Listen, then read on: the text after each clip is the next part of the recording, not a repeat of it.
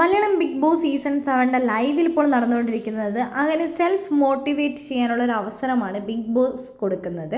അങ്ങനെ അനുമോളാണ് വരുന്നത്. എല്ലാ കണ്ടസ്റ്റൻസിനും അവസരം ഇന്നലെയും ഇന്നുമായിട്ട് കൊടുത്തിട്ടുണ്ടായിരുന്നു. അപ്പോൾ അനുമോൾ വന്നിട്ട് കണ്ണാടി നോക്കിയിട്ട് ആദ്യം പറയുന്നത്, അനുമോളെ നീ നിൻ്റെ ജീവിതത്തിൽ ഒരുപാട് സ്ട്രഗിൾ ചെയ്ത് ഒരുപാട് ഫൈറ്റ് ചെയ്തിട്ടാണ് ഇവിടെ എത്തിയത്. നീ ബിഗ് ബോസ് വീട്ടിൽ വന്നിട്ടും ഒരുപാട് സ്ട്രഗിളും ചെയ്തിട്ടുണ്ട്, ഒരുപാട് ഫൈറ്റും ചെയ്തിട്ടുണ്ട്, ഒരുപാട് എഫേർട്ടും നീ കൊടുത്തിട്ടുണ്ട്. നീ ഇവിടുന്ന് ഇറങ്ങിയാലും നീ ഒരിക്കലും തളരില്ല. ഓരോ പ്രതിസന്ധിയും തരണം ചെയ്യാനും അത് മുന്നോട്ട് എങ്ങനെ കൊണ്ടുപോകണമെന്ന് നിനക്ക് നന്നായിട്ട് അറിയാം.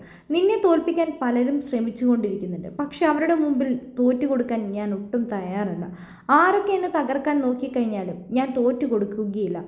ആരുടെയും മുമ്പിൽ ഞാൻ തല താഴ്ത്തുകയുമില്ല. എൻ്റെ മനസ്സിൽ ഞാൻ വേദനിപ്പിക്കാൻ തയ്യാറുമല്ല. എനിക്ക് 100 ദിവസം ഈ ബിഗ് ബോസ് വീട്ടിൽ നിൽക്കാൻ കഴിയുന്നുണ്ടെങ്കിൽ ഈ ബിഗ് ബോസ് വീട്ടിൽ വന്ന 6 കണ്ടസ്റ്റൻസും അവർ ചെയ്ത സ്ട്രഗിളും അതേപോലെ തന്നെ ഈ ബിഗ് ബോസിൻ്റെ വിന്നറാകുന്നതിൽ ഞങ്ങളും ഒരു ഭാഗം തന്നെയാണ്. ആര് വിന്നറായി കഴിഞ്ഞു കഴിഞ്ഞാലും ആ ഒരിതിൽ എനിക്ക് സന്തോഷം മാത്രമേ ഉള്ളൂ എന്ന് അനുമോൾ പറയുന്നുണ്ട്. ഞാനൊരു സ്ട്രോങ് ലേഡി തന്നെയാണ്. ഇനി ഒരുപാട് കഷ്ടപ്പാടുകൾ സഹിക്കാൻ ഞാൻ തയ്യാറാണ്.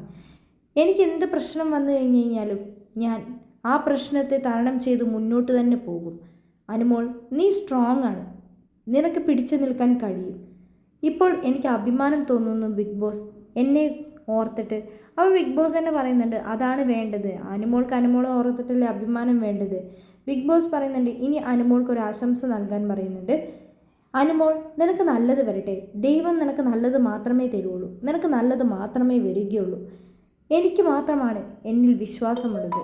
അതുകൊണ്ട് തന്നെ നിനക്ക് നല്ലതേ വരുള്ളൂ. അനുമോൾ, നീ ആരെയും ദ്രോഹിച്ചിട്ടില്ല, നീ ആരുടെയും ജീവിതം തകർത്തിട്ടുമില്ല. അതുകൊണ്ട് തന്നെ നിനക്ക് നല്ലത് വരട്ടെ.